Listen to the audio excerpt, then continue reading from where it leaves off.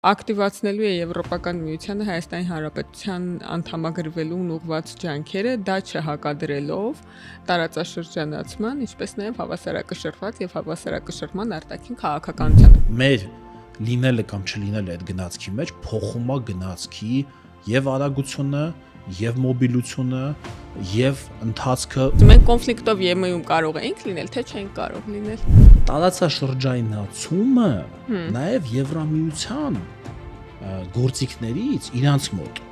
մոտի տարածաշրջաններում մեկն է։ Հնարավոր է լինել Եվրամիության անդամ առանց ԵՄ անդամ հարևան ունենալու։ Նույնը Մինսկի խմբի համանախագահության ստեղծումը։ Դա է, էլի հետսովետական Հարավային Կովկասում իրավիճակը ռազմավարական մակարդակում կառավարելու հարթակ էր, դա է։ Մի որոշակի պահի իրենց ռեսուրսները չհերիքեց։ Եվ իրենք սկսեցին կոնֆլիկտը սպասարկել ոչ թե մեզ հավելյալ ռեսուրս տրամադրելով, այլ մեզ որպես ռեսուրս օգտագործելով։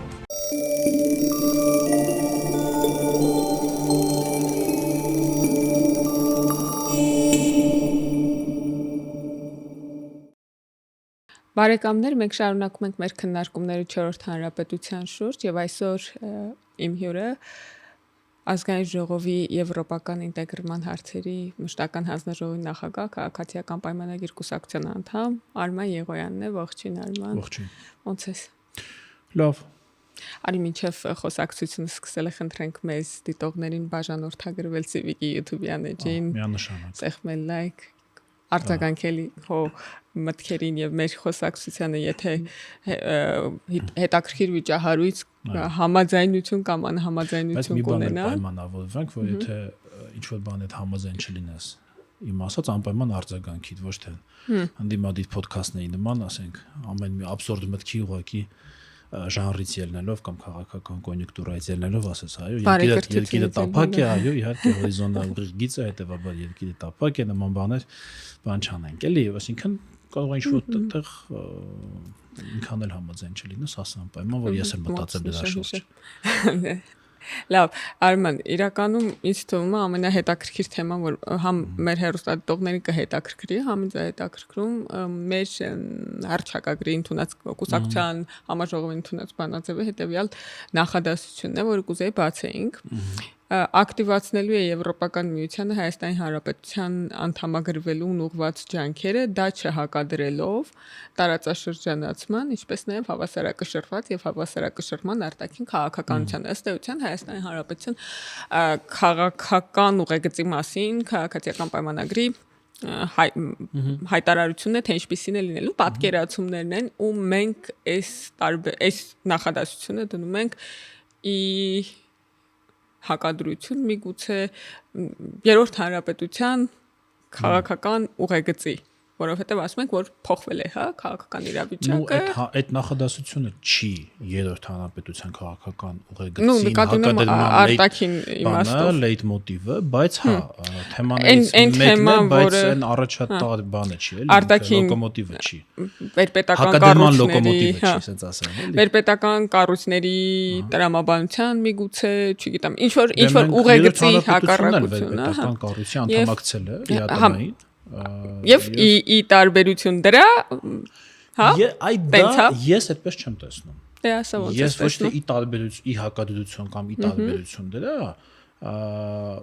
դա իրանք իրար բացառող են, բայց եթե իրար բացառող են, դա չի նշանակում, որ դու դա անում ես, որ հակադրվես նրան։ Կարող եմ միտքս ճիշտ բացատրել։ Հա, ես հասկանում եմ, ես ասում, դու ուզում ես ասել։ Ես այսօր այստեղ, այդքանի որ այստեղ եմ, ես այսօր չէի կարող լինել այլ տաղավարում, բայց ես այստեղ եկել եմ ոչ թե որ հակադրվեմ այն մյուս տաղավարի իմ գնալուն, այլ ուղղակի ես ուզեցել եմ լինել այստեղ եւ հետեւաբար չէի կարող լինել այնտեղ։ Հա, բայց լավ, դու հիմա քո ասածն է, որ մենք հակադրվելու համար չի, որ անում ենք, այլ անում ենք դրանից էլ բխում է տարբերությունը։ Այո։ Հա, եթե ճիշտ եմ հասկացել, դրանից բխում է տարբերությունը, բայց մենք ուրեմն այս տեքստի մեջ շարում ենք տարբերությունները տեղի ունեցած մեր անցյալի 30-35-ամյա պատմության եւ ընթացիկ իրավիճակի ու ասում ենք, քանի որ սրանք տարբեր են, հետեւաբար սրանք տարբեր պետությունների մոդելներ են։ բայց տարբերությունները ես անպայման մենք կարող ենք խոսալ այդ նախադասության մասին, բայց այդտեղից չի որ մենք վերցրել ենք տարբերությունները։ Այդտեղից չի։ Երրորդ հանրապետությունում էլ այդ մոտեցումը կարող է եւ տեսականորեն լինել, թեև փորձ արվեց եւ տապալվեց։ Հիմա որ խոսում եմ կարող է լինել, գալիս եմ քո ասածին, լավ հարց է դա։ Լավ հարց է։ Ես ուզում եմ քեզ հարցնեմ ու դու պատասխանես ինձ այդ հարցը։ Մենք կոնֆլիկտով ԵՄ-ում կարող ենք լինել, թե չենք կարող լինել։ Շատ ուղիղ է, էլի։ Մեր կոնֆլիկտով դժվար թե որևէ այլ կոնֆլիկտով կարող ենք դա շատ կան կոնֆլիկտներ աշխարհում մեր կոնֆլիկտի մոդալիտիներով դժվար թե մեր կոնֆլիկտի կոնկրետ, բայց նույնիսկ եմ ասում, ես չէի ուզենա այնպիսի տպավորություն ստեղծվել, որ մենք այդտեղից ենք քաղել vocation chunk-ը։ Vocation chunk-ը մենք ոչ թե այդտեղից ենք քաղել, այլ վերցրել ենք հետևյալից։ Տեսեք, ես ոնց եմ հասկանում հիմնական տարբերությունը երրորդ հանրապետության եւ չորրորդ հանրապետության։ Երրորդ հանրապետությունը սպասարկել է կոնֆլիկտ։ Չորրորդ հանրապետությունը սպասարկում է խաղաղություն։ Հասկացա։ Եթե կարճ մի նախադասությամբ ասենք, եթե գնահատական չեմ տալիս, որ նա լավ, որ նա վատ, երկուսի լավ ու վատ հաջողված եւ տապալված օրինակներն էլ կան աշխարհում։ Ուղղակի ուրիշ են, տարբեր ձև պիտի դու գործես, Լավ, բայց հիմա այս նախադասության հայտնվել է տեքստում։ Ինքը նշանակում է, որ տեսականորեն կարող է այո լինել նաև այնտեղ, բայց խաղաղության սպասարկման ավելի շատ գործիքներից մեկն է։ Ուզում եմ այդ հասկանալ, ինքը կապ ունի խաղաղության հետ, թե չունի։ Խաղաղության սպասարկման գործիքներից մեկը, որովհետև Եվրամիությունը խաղաղության էլի պրոյեկտ է, իր հերթին ի հակադրություն այն ավերիչ պատերազմի, որ իրենք եւ մենք էլ ամբողջ աշխարհը տեսավ, բայց հատկապես իրենք շատ են, այսինքն իրենք եւ առաջին եւ դրանից առաջ ամբողջ 19-րդ դարը, 18-րդ, իրանց մոտ մի քիչ դա այսպես շատ ինտենսիվ եկավ այդ պատերազմից հետո եւ 45 թվականին ոնց որ արդեն հասել էր այն բանին, էլի, այդ հոգնածությունը պատերազմից հասել էր գագաթնակետին ու խաղաղության պրոյեկտ առաջարկվեց ու շատ հաջող աշխատեց։ Սա կարծում եմ մեր դրդապատճառներից նաև մեկն է, որ մենք ընտրել ենք այդ ճանապարհը, որովհետև դա խաղաղության համակարգ է։ Խաղաղության համակարգ է։ Տարածաշրջանային նորմալ հարաբերությունները էլի խաղաղության, այսինքն երկու խաղաղության համակարգեր մենք փորձում ենք համադրել, ու քանի որ իրանք երկուսն էլ խաղաղության համակարգեր են, մենք ելնում ենք այն կանխավարկածից, որ իրենք ըստ սահմանման իրար հակադիր չեն, ըստ սահմանման։ Միգուցե դետալների մեջ մարտավարական հատվածում կարող է ինչ-որ էլեմենտին հակադրվի, բայց ռազմավարական եւ համակարգային առումով հակադիր չեն։ Ինչ թվում է էս է։ Արի, քանի որ այդ նախադասությունը բացում ենք, մի հատ sense հարց տամ տարածաշրջանացումն ու ԵՄ ինտեգրումը որքանով են ԵՄ ինտեգրում չի Եվրոպական միությանը դա նույն ժամանակակից տերմինաբանության մեջ Եվրոինտեգրումը դա նույն ԵՄ ինտեգրումն է դա այն բանը Եվրոպական միության անդամակցությունն ու ինտեգրումը նույն բանն են անդամակցության ճանապարհն ու ինտեգրման փուլերից մեկն է այսինքն կան անդամակցության կան ինտեգրման տարբեր փուլեր բանը գործընկերության պայմանագիրն էլ է ինտեգրում, որովհետև դու ինտեգրում ես ինչ-որ համակարգեր, նույնացնում ես մեր այսօրվա համաձայնագիրը գործող ՍԵՊԱ-ն։ Անդամագրվելուն ուղղված ջանքերը այստեղ։ Դա ինտեգրում ասեմ ավելին, անդամակցելուց հետո էլի կան փուլեր։ Օրինակ ընդհանուր բանը, արժույթը։ Անդամ պետություններ, որոնք Եվրոյի չեն անցել եւ չեն էլ կան պետություններ մեկն է այս պահին, որ չի էլ Դանիան չի էլ պատրաստվում անցնել եւ մտնելուց ասել է, որ ինքը չի անցնելու Եվրոյին Մեծ Բրիտանիան էր որովհետեւ մեր այս նախադասության մեջ ոչ թե ինտեգրում այլ անդամագրում, այս բառը արձանագրենք ու ուզում եմ այդ իրար հետևից այդ շարված բառերը բացենք, հասկանանք ինչ է նշանակում, գրածա անդամագրվել, հետո գրածա չհակադրելով տարածաշրջանացման քաղաքականությանը։ Հիմա մի հատ իրավիճակը հասկանանք, որովհետև երբ որ մենք այս գործընթացը սկսում ենք, ես ուզում եմ քեզ հիշեցնել, մեր քննարկումները սկսվել են նրանից, որ մենք երկու տեխնացու հարևաններ ունենք։ Եվ այն ժամանակ փաստարկ էր շատ լավատեսական էր մանավանդ Վրաստանի հետ ուրեմն բանը ճանապարհը հետո ինչ որ հիմա իրանց հարաբերությունները մի քիչ այդպես տատանվում է բայց ոնց որ դա մեր գործը չի մեր գործը հետեւյալն է հիմա հասկանալ արդյոք երբ որ եթե ինչ որ պահ կա երբ որ զգանք լավ չեն համատեղվում այդ օրակարգերը ստեղ ոնց ենք աշխատելու այս նախադասության հետ որը հրճակել ենք որպես բան սկզբունք էլի ես այն ժամանակ էլ էի նույնը ասում տեսեք Վրաստանը ավելի եվրոինտեգրված է իր իրավապայմանագրային բազայի մակարդակում կրկնում եմ սա ոչ չկտրան կրկնում եմ իրավապայմանագրային բազայի մակարդակում ոչ թե այլ քաղաքական երկխոսության տատանումներով եւ այլն, այլ իրենց փաստաթուղթ, իրենք ունեն ասոցիացիոն համաձայնագիր, շատ པարզ, որը ավելի շատ ինտեգրման մասին է, քան մեր ունեցած առկա պայմանագիրը, որը, գիտեք, էականորեն կրճատվեց հայտնի իրադարձությունից հետո սեպտեմբերի 3-ի, հա, երբ գիտեք, մի գիշերում անդամակցեցինք ԵԱՏՄ-ին, այն ամենակարևոր մասերը, մասնավորապես ազատ առևտրի հատվածը հանվեց մեր համաձայնագրից, հետևաբար իրենք ունեն ավելի խորը ինտեգրման մասին իրավապայմանագրային դրույթներ, որոնք եւ իրականացնել են այս տարիների ընթացքում։ Մինչև այդ կետին հասնելը, մենք դեռ պիտի հասնենք այդտեղ, պատկերացրեք, մենք վաղը կնքում ենք ասոցիացիոն համաձայնագիրը ամբողջությամբ ներառյալ ազատ առևտրի կտորը, ինչը ենթադրում է, որ մենք պիտի ԵԱՏՄ-ից դուրս գանք։ Պատկերացնում եք, այս ամեն ինչը, այս մի հատ դրեք իրար կողք դուրս են գալիս նոր դրանից հետո մենք կարող ենք հասնել իրավապայմանագրային կրկնում եմ իրավապայմանագրային ինտեգրման մակարդակի որն ունի Վրաստանը այդ կետից սկսած եթե մենք ցանկանանք ավելի շատ ինտեգրվել իսկ իրենք չցանկանան ավելի շատ ինտեգրվել կարող են քաղաքական մակարդակում առաջանալ խնդիրներ բայց այդ կետից սկսած քո նկարագրությունից երևի նաև արժի այս ուղերձը փոխանցել մարդկանց որոնք մեզ լսում են ու ունեն ակնկալիքներ, պատկերացումներ ԵՄ-ի հետ կապված, որ ԵՄ անդամակցումը, ինտեգրումը ինքը անդադար գործընթաց է, ոչ թե վերջնարդյունք, որին մի պահ կհասնենք եւ կասենք վերջ հասել ենք հանգրվան է, որովհետև դա կոնկրետ իրավիճակ է, կոնկրետ կարգավիճակ է, դա տեղի ունենում կոնկրետ օրում։ Բայց հանգրվանները շատ են, օրինակ վիզաների ազատականացումն էլ կարող է լինել հանգրվան։ Դա նախորդում է, այո, հանգրվաններով կարող ենք գնալ, եթե հանգրվաններով ենք գնում, բայց որ մի օր ասենք դե վերջ գնացինք սներով։ Ինքն էլ ապրող օրգանիզմ է։ Այսօրվա Եվրամիությունը շատ տարբեր է այն Եվրամիությունից, որը ստեղծվել է, այսինքն իրավանախորդներից, այդ ածխի պողպատի միություն եւ այլն 50 թվականին ստեղծվեց, հետո տնտեսական միությունը եւ այլն շատ տարբեր են լիազորությունները, ԵՄ մակարդակի վերպետական լիազորությունները էականորեն ընդլայնվել են։ Ուրեմն կա Եվրամիության խորհրդարան ընտրվող քաղաքացիների կողմից ուղղակիորեն առաջ 50-ական 70-ականներին մինչև 70-ականների կեսերը չկար բազմաթիվ այլ ասպեկտներով ԵՄ տեսեք այս մի չերվից երևի պիտի գայ կան ԵՄ բացառիկ լիազորությունների տիրույթներ այսինքն որոշումների մակարդակ որտեղ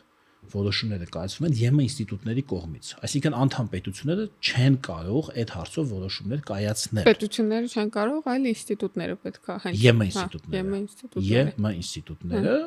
ընդհանուր ԵՄ 7 ինստիտուտներ կան որոնցում պետությունները այս կամ այն կերպ ներկայացված են մի մասը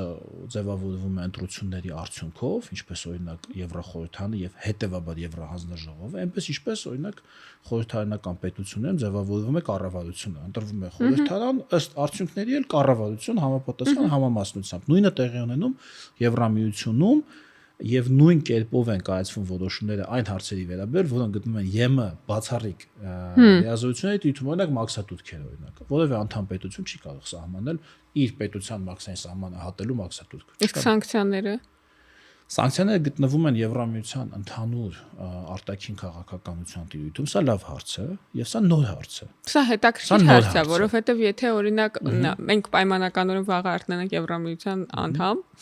ու Եվրամիություն պարտվի Իրանի Իսլամական Հանրապետության հետ հարևան սահման ունի, ոնց որ իրանց էլ է պետք հարցնել դուք ուզում եք այդպիսի սահման ունենալ, այդ երկուսին են որում իրանք դա նախորդ կհաշվարկի։ Հա, չէ, նկատի մեր հարցնելու իրանք մեզ երբ որ sense հավակնոտ գնում ենք առաջ, մենք պետք է հասկանանք ուր ենք գտնվում, իսկ մենք գտնվում ենք շատ կարևոր տեղում, էլի աշխարհագրորեն։ Եվ օրինակ, եթե չեմ սխալվում, ես ասեմ նոր շարունակի, Եմեն սանկցիաներ ունի Իրանի նկատմամբ, որոնք չունի Հայաստանը։ Լավ։ Ու դա էլ է հաշվի առնելու բան, որովհետև այն բանի բերումով որ մենք հարևաններ ենք, մենք տնտեսապես շատ փոխկախված ենք, ավելի փոխկապված ենք, քան ուրիշ անդամ երկրներ։ Մենք եկեք ելնենք այն կախվածից, որ մենք խոսում ենք փոփոխելի երևույթներից։ Հա։ Այսինքն մենք ֆիզիկայի օրենքներից չենք խոսում։ Ինչ էլ որ հիմա քննարկենք, վաղը կարող է այլ կերպ լինել։ Հա, բնականաբար, եւ այդ փոփոխությունները ինչ որ կերպ կանրադառնան մեր տեմպի վրա օրինակ։ Չէ, բայց իրաց մոտ էլ կարող է փոփոխություն, ընկալումների փոփոխություն։ Հիմա օրինակ մենք փոխենք, մեզ փոխեն։ Այո, դուք հիմա բերում եք Իրանի օրինակը, բայց վերցնենք օրինակ նույն Ռուսաստանի օրինակը։ Հիմա ԵՄ անդամ ոչ բոլոր պետություններն են, որ ուզում են կողմ քվեարկել Ռուսաստան դեմ սանկցիաների։ Ոչ բոլոր տարբեր պատճառներով պետությունների անունները չտանք, բայց կան մի քանի պետություններ, որոնք այդքան էլ կողմ չեն, բայց տարբեր իրանք էլի հաշվարկում են, դեմ են խոսում, կամ սենյակից դուրս են գալիս քվեարկության պահին, ու բնականաբար սենյակում եղածի մեծամասնությամբ անցնում քվեարկությունը, այսինքն ինչ եմ սա ասում, ուզում եմ ասեմ այնպես չի էլի, որ այնտեղ սենց ֆիզիկայի կանոններով գծած ամեն ինչ գնում է, սենց ստատիկ, եւ մենք պիտի դա սենց գնացող ստատիկ արագությամբ գնացող գնացք չի, որ մենք էլ գնանք ցածկենք այդ գնացքի մեջ ու շարունակենք։ Մենք մեր լինելը կամ չլինելը այդ գնացքի մեջ փոխում է գնացքի եւ արագությունը, եւ մոբիլությունը, եւ ընթացքը ազդում է։ Եվ գնացքն է փոխվում։ Վերջում մենք ոնց ենք սպասում ԵՄ ընտրությունների արդյունքները, որ հասկանանք ընդլայնման կողմնակիցներ են ավելի շատ, թե չընդլայնման կողմնակիցներ։ Օրինակ դա։ Հիմա նույնից եմ ասում, ԵՄ-ն ստեղծվել է 6 անդամ երկրով, հիմա 27 անդամ պետություն է։ Դրանք տարբեր, լրիվ տարբեր իրավիճակներ են։ Եվ ճկունության, եւ որոշումների կայացման ճկունության, եւ լիազորությունների շրջանակի։ Այս ժամանակ ընդհանրապես իրանք միավորվել էին ածուխի ու պողպատի հարցով։ Քանի որ ածուխի ու պողպատի պատճառով էր հիմնականում եւ դա եւ պատճառ էր պատերազմների եւ ռեսուրս էր պատերազմների եւ պատճառ եւ ռեսուրս։ Ու դրանք հիմնականում գտնվում են Ֆրանսիայի ու Գերմանիայի այդ սահմանակից շրջաններում, Էլզաս, Լոթարինգիա, այսօրվա Ստրասբուրգի այդ շրջապատում, հա։ Եվ այդ հողի համար, այդ հանքերի համար էր լինում կռիվը, իսկ լինելուց հետո, կողմերից մեկին անցնելուց հետո էլ դա սնում էր էներգիան ածուխից, զենքերն էլ պողպատից։ Ու քանի անգամ պատերազմ, 19-րդ դարում երևի թե մի 5-6 անգամ, 5 անգամ որ հաստատ տարբեր իրավիճակներ պատերազմեցին Ֆրանսիան, Գերմանիան, մյուսներն էլ դե ով նայած ում հետ էր համագործակցում եւ պայմանավորվեցին, ասին եկեք ոչինչ ոչ քեզ, կոպիտ ասած, այդպես է ստեղծել։ Եկեք, չէ, ինչ ասեցին, եկեք ասին, այս ածուխը, ու դա Ֆրանսիան իդեպ առաջարկեց։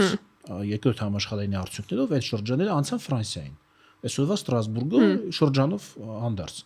անցան բանին Ֆրանսիային, բայց Ֆրանսիան, տեսեք, իրանք շատ հեռատես գտնվելով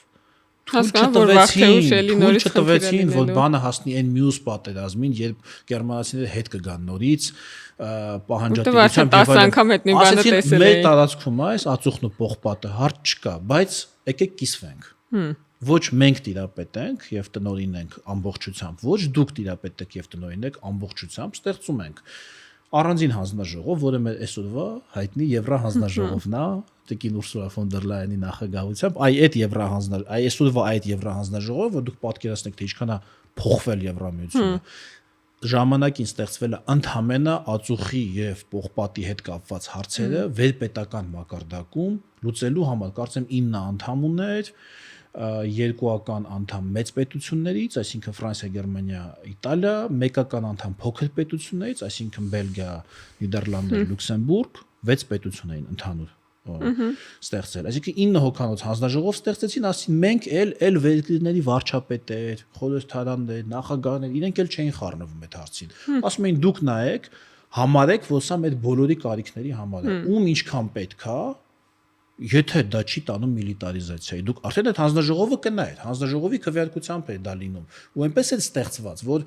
որ չէ կարող մեկ կամ նույնիսկ երկու պետություն, երկու խոշոր պետություն, օրինակ Ֆրանսիան ու Գերմանիան։ Դու Ֆրանսիան ու Գերմանիան դժվար է այդպեսի, օրինակ Գերմանիան եւ Իտալիան, հա, չէին կարող քվեարկել այնպիսի նախագծերի կողմ, որը վտանգ կարող է ստեղծել միլիտարիզացիայի եւ հետագայում ինչ որ ուրեմն նոր պահանջատիրության եւ այլ, այսինքն բալանսավորված էր, հա, այնտեղ ամեն ինչ, ու տեսան լավ աշխատում, ասին դե ինչի մենակ ածուխն ու պողպատը եկեք տարածենք ձկնորսության վրա, եկեք տարածենք գյուղատնտեսության վրա, եկեք տարածենք մաքսատուրքերի վրա, եկեք տարածենք ու տենց կամաց եկան ընդհանուր արժույթի եկան հասան։ Ֆանտաստիկ, հաջողված, օրինական, ընդհանրապես խաղաղության պրոյեկտի, ֆանտաստիկ հաջողված օրինակ է։ Հիմա երբ մենք ասում ենք տարածաշրջանի հետ հարաբերություն, մենք ոչ թե հաճախ սա շատ են շահարկում էլի այդ կան ուժեր էլի, իրանք էլ չեն հասկանում ինչ են խոսում կամ հասկանում են, չգիտեմ, այդ որ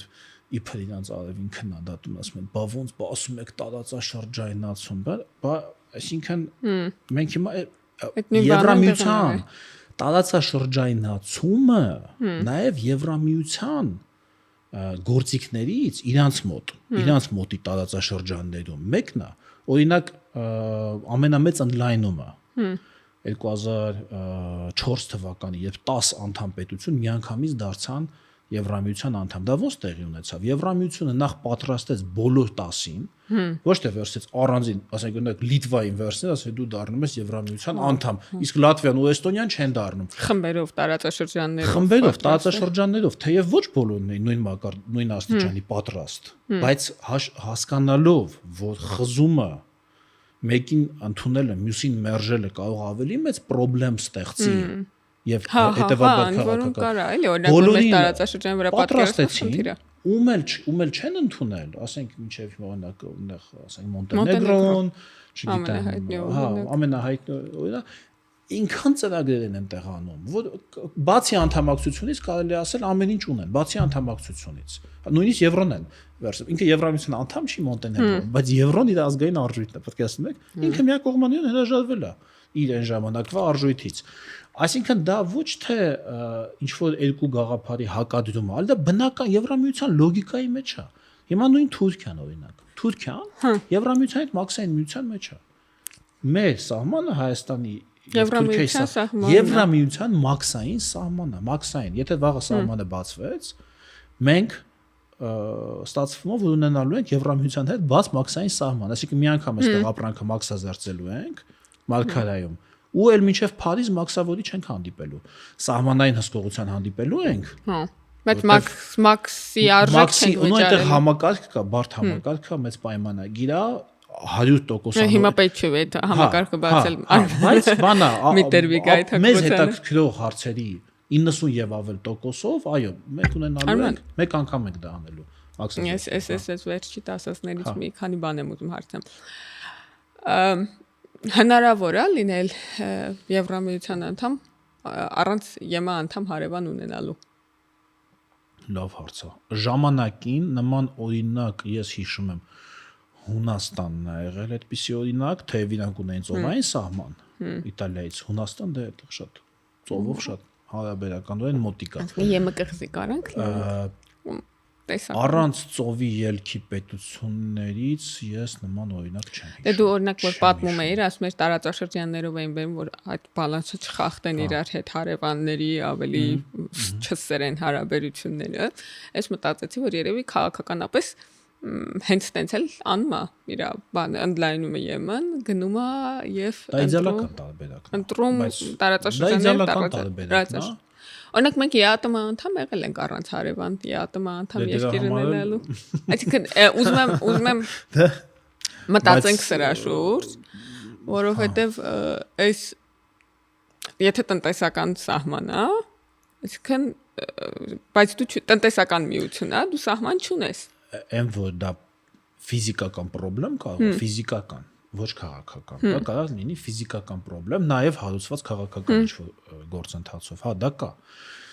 Եվրամիությունը երբ ստեղծվում է, ասենք եթե Վրաստան կլինես լինի ԵՄ անդամ, Հայաստանն ու Ռուսաստանը ԵԱՏՄ անդամներ ու այդ տարանցիկ ճանապարհ տա Բայց բարձա որ քաղաքական ֆիզիկական խնդիրներ կարան առաջանան, էլի։ Կարա լինի, կարա չլինի, ես հիմա չեմ կարող։ Նու նկատի ունեմ որ հաշվի առնելով թույլ տուր ասել կլեչատնի որ լինի աշխարհը, բարձա որ քաղաքական ֆիզիկական խնդիրներ կարան առաջանան ավելի հաճախ։ Կարան, բայց մենք չենք կարող ելնել այդ տրամաբանությունից։ Նույնիսկ եմ ասում, մինչև Վրաստանի ինտեգրման մակարդակին հասնելը, այս հարցերը օրակարգային պետք չի դարձնել։ Այ եթե արդեն այդտեղ երբ մենք առաջ ենք անցնում իրենցից, օրինակ արդեն մենք իրենք ես հիշեցնեմ, իրենք անդամության տեխնացու են։ Ինչ խոսույթ էլ հիմա որ այնտեղ կա, իրենք իրենց կարգավիճակով անդամության տեխնացու են, դա չի չեղարկվել։ Դա չի չեղարկվել։ Հիմա մենք չգիտենք, չէ, այնտեղ մենք չենք կարող մեր հաշվարկները անել այսօրվա կոնկրետ քաղաքական ինչ որ լարվածության նույնիսկ եթե լարվածությունը խորն է մեր հեռանկար կարող Ռուսաստանն էլ եմա անդամ դառնա ինչ իմանաս նկատի ունեմ ոնց որ ինչ որ բաներ տարբեր օպցիաներ պետք է էլի աչքի առաջ ունենալ բաներ անելու չպետք է անենք մանավանդ նույնիսկ եմ ասում որ մենք դրանից բան չենք կորցնում էլի կրկնում եմ եթե մենք խոսում ենք էլի եմ ասում եթե մենք խոսում ենք ազատ առևտրի համաձայնագրից Վրաստանը ունի այդպիսի համաձայնագիր Ես կարծում եմ պետքա շատ բաց տարբեր օպցիաների մասին խոսել, որովհետև իմ կարծիքով շատ պարզունակացված են ակնկալիքները ԵՄ-ի հետ կապված Հայաստանում ու մի քիչ բարդացված պետք է այդ ակնկալիքների մասին խոսել։ Ասեք, ինչ պարզունակ եւ սխալ ստերեոտիպ կա, ես մի անգամից ցրեմ։ Ինչ պարզունակ բան կա։ Լավ, արի մի հատ բան խոսել կարող է լինի մոլորեցնող մարդկանց համար։ Մտածում են, որ ինչ Եվրամիությունը, ինչ ռազմական դաշինք արագ հեշտ լուծումների բան է ու ակնկալիքներ նաև կառավարություններից որ արագ գնացեք որ տեղ հասնեք նաև այդ տարբերակ կա բայց դե լիքը այլ քաղաքական բաղադրիչներ կան ու դրա համար եմ ուզում բարդացնեմ էլի այս խոսակցությունը ես չեմ ասի ամենևին դա էլի բան չի էլի ֆիզիկայի բան այսինքն ինչ որ իրանք ստատիկ մեծություններ չեն եթե բարձր եթե արագ ես գնում արագ տեղ հասնելու հավանականությունը մեծանում է բայց արագ գնալը գործոններից մեկն է հիմա օրինակ Մոնտենեգրոն արագ գնում է լավ Մակեդոնիան որ չասեմ կենտրոնում արագ շատ արագ գնում է բայց այնտեղ այլ խնդիրներ կան այլ խնդիր այդ թվում եւ ձեր ասած տարածաշրջայնացման հետ կա Բուլղարիայի հետ ունեն հիմա ինչ-որ խնդիրներ ժամանակին Հունաստանի հետ ունեն խնդիրներ դա հարթեցին հիմա Բուլղարիայի հետ խնդիրների մասին են այնտեղ քննարկումներ հազարումի այսինքն դա բան չի էլի ինքը տենց միակողմանի գործընթաց չի ինքը տենց վայր չի sense մեկուսի միտեղ է ուզում որ մենք որ դու արագ վազորդի նման արագ վազես ու հասես կարաս միջև են ծառը վազես այդպես չի բայց ես չեմ հերքի որ արագ գնալը դա բարձր ինստիտուտների աշխատանքը կարևոր է մենք դանում ենք բայց արագ գնալը ինչ չի որ շուշուտ գրի հայտա արագ գնալը հա հայտը շուտ հայտը չեք տվել օրինակ դա կա բանի խոսակցության մեջ հայտը խի չեք տվել որովհետև հիմա չի հայտը տալու մենք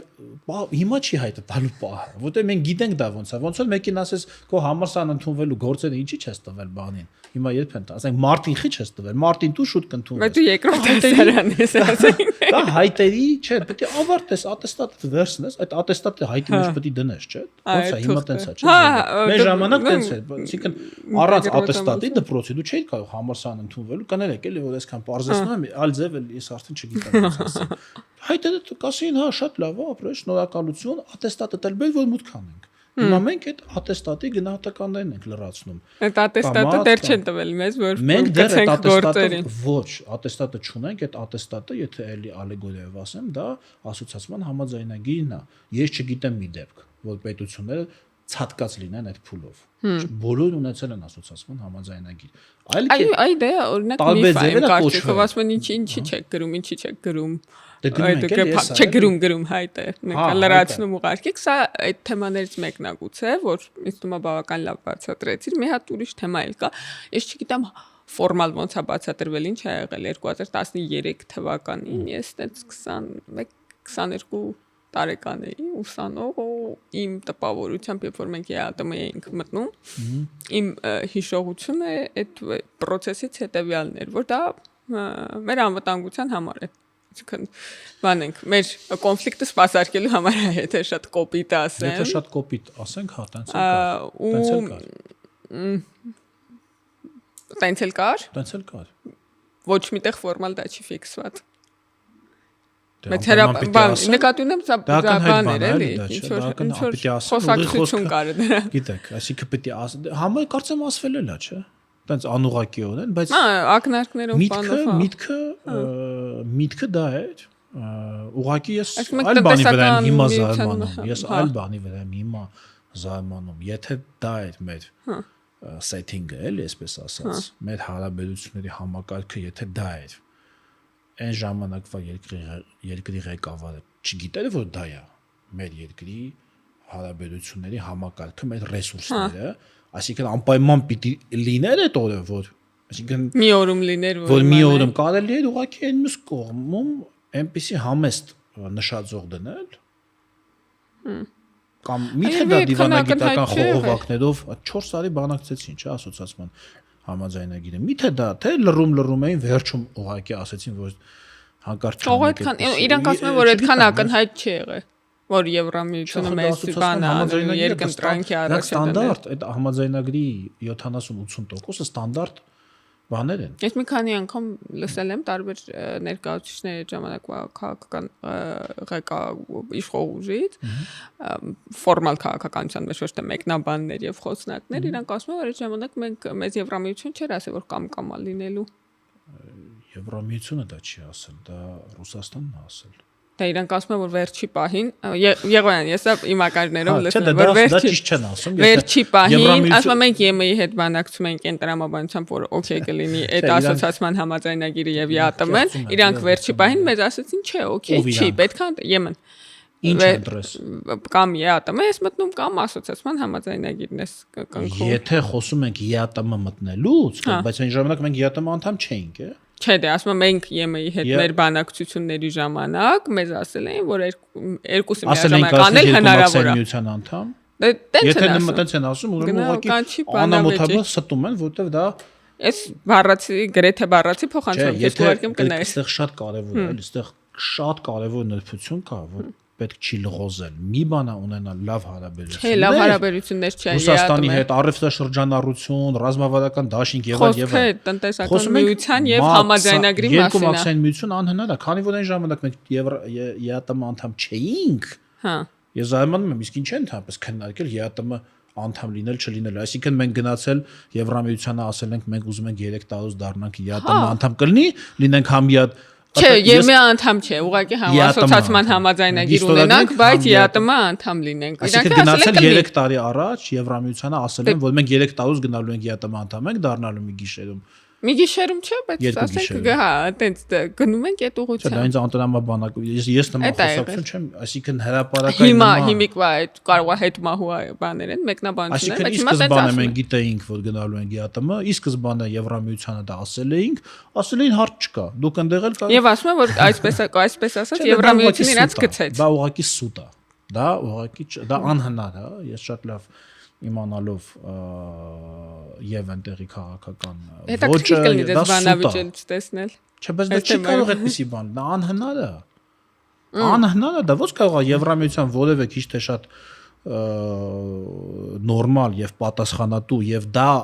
ասելու հնարավորություն ունեցող, այսինքն զրուցակից, հա, իշխանությունների զրուցակից պաշտոնյա, այսինքն Եվրահանձնաժողովի ղեկավար, բարձր հանձնակատար պիտի լինի որևէ այլ հանձնակատար, չգիտեմ, հա, ո՞նց կարող է նման բան ասել, դա ակնհայտ է, որ դա հնարավոր չէ, ո՞նց կարող է մի պետություն լինի երկու մաքսային միության անդամ, դա անհնար է։ Մի պետությունը եթե եղավ երկու մաքսային միության անդամ, նշանակում որ երկու մաքսային միությունները միացան իրար առանց իմանալու այդ մասին։ Մի օր զարթնում են ու պարզվում է, որ կարող ես օրինակ Ղրղստանից բեռները առանց մաքսազերծման տանալ Պորտուգալիա, ինչա թե Հայաստանը դարձել է եւ Եվրամիության անդամ եւ ԵԱՏՄ, գալիս ես Հայաստան, բանը ոնց է գազից բենզինը դնում այդ մի ժամանակ է, չէ՞, մի բանով կոճակով գազից բենզինի էին փոխում ավտոմեքենա, այդպիսի բան դա անհնար է։ Իսկ եթե սահմանափակումները լինեն այնքան շատ, որ դա հնարավոր լինի, դա էլ կամ մեկում կամ մյուսում դու չես լինի այլևս լիիրավ անդամ։ Բայց այնուամենայնիվ ԵԱՏՄ-ն ինչ որ անվտանգային բաղադրիչ ունեցել է հրապարակային տենց ասվել, իսկ ԵՄ-ն ԵԱՏՄ-ն ոչ մի անվտանգային բաղադրիչ չունի, այդպես տնտեսական միություն։ Դե շատ բան կարող ասվի, ասում դու էլ ասա։ Ինչ անվտանգային բաղադրիչ ունեցել։ Որ Թե անվտանգային բաղադրիչ ունեցել Ռուսաստանի հետ համագործակցությունը, որի շրջանակում մենք ստիպված ենք եղել մտնել ԵԱՏՄ։ Այդտենց ձևակերպենք, ուրեմն եկեք երեք կոչենք իրենց անուններով, ասենք, անվտանգային բաղադրիչ ունեցել Ռուսաստանի հետ համագործակցությունը, որի փաթեթի մեջ եղել է անվտանգության հետ չկապված։ Դե ժամանակվա քաղաքական գործիչները ասում են, որ աչքով ունքով ասում են Ղարաբաղի հարց կա, ոնց Հիմա ինչի աչքով, պարզ պիտի աչքով ուրեմն դա պետք է իրաց ոնց թողանք գնանք ԵՄ եւ այլն էլի։ Դա եթե իրանք եթե բանը հասցել են նրան, որ աչքով ունքով նրանք ասելու կարիք են ունեցել։ Չէ, ոնց որ միմյանց, երբ որ ասում են իշխանություններին հարցնում էին, ընդդիմադիր քաղաքական գործիչներն են պատմում, ասում են մեզ աչքով ունքով ասում են, ոնց որ այդ թեման կա, ոնց բան անենք, էլի, նկատի ունեն անվտանգային այդ բանը, ԵԱՏՄ-ն իր ֆունկցիայով եւ բա կոնֆլիկտ է սպասարկում, բա ինչ պիտի անես։ Կոնֆլիկտ է սպասարկում եւ այդ կոնֆլիկտը եւ ոչ միայն քո կոնֆլիկտն է սպասարկում։ Ոչ միայն, չեմ ասում քո կոնֆլիկտը չէ սպասարկում, ասում եմ ոչ միայն քո կոնֆլիկտն է սպասարկում եւ ոչ միայն այդ մի հարցով է սպասարկում, ընդհանրապես դու կոնֆլիկտային հարաբերությունների բան ես, փոփոխական ես, էլի։ Գործոն կոնֆլիկտային ոնց է, ասենք, չգիտեմ, ոնց է։ Բռնցքամարտը բանը չէ, մարտարվեստները, այլ ասենք, տարբեր են, չէ, օրինակ ասենք, գիտահետազոտական աշխատանքից, չէ։ Օրինակ, տարբեր գործեր են դրանք։ Մեկը պետք է լռություն, հանգստություն, խաղաղություն, գրքեր, աղբյուրներ, թռչունների ծլվլոց, տրամադրող երաժշտություն, միգուցե մի իրավիճակ է եւ կգիտես մի լավ գիրք, մի լավ հետազոտություն եւ կա կոնֆլիկտային իրավիճակ, ասենք բռնցքամարտ, ասենք, չգիտեմ, այլ որևէ մարտ։ Հիմա մենք այդ չի նշանակում որ հենց բուն բռնցքամարտիկը ոչ մի շահ չունի այդ բռնցքամարտից, շահ ունեն մենակ իր բաները, իր ստավկա տնօրենները, մենեջերները, հա, իր մենեջերները, օրինակ, ամենևին իհարկե ինքն էլ օգտվում, բայց խնդիրն է, որ ախր մենք մեզ եկել է մի պահ, որ նույնիսկ մեզ տրամադրվող ռեսուրսը արդեն չի բավականացնել կոնֆլիկտը սպասարկելու համար, այդպեսի մեզ տրամադրվող ռեսուրսը, թե մեր տրամադրած, չէ, մեզ պետք է ռեսուրս չտան, որ մենք սպասարկենք։ Հա, հասկանալի է, եթե օրինակ բան։ Թե հույսն է, որ մենք մեր ներքին ռեսուրսով պետք է այդպեսի կոնֆլիկտ սպասարկենք։ Դե դա է հույսը, այսինքն ըստ էության էս վերպետական բոլոր կառույցների մասին, այս նույն բան կարելի է ասել, գոնե մամուլից ինչ որ բաներ ես չեմ հիշում, բայց մամուլից որ տեսնում եմ, օրինակ ԱՊՀ-ին միանալու տրամաբանության մեջ տենց ինչ որ բան կա, երանգ կա, հապկին միանալը դե ինքը բացահայտ է, այսինքն մենք Պետրոսյան այդ մասին բացահայտ իր նրան ոչ կոնֆլիկտը Բարբուլիսին զանգեց, ասեց ինչա ձեր մոտ սլավոնական ակումբ է, այդտեղ թե եթե չէ մենք էլ միանանք, ինքը այդ մասին հարցազրույց տվել է։ Ես շատ լավ հիշում եմ, երբ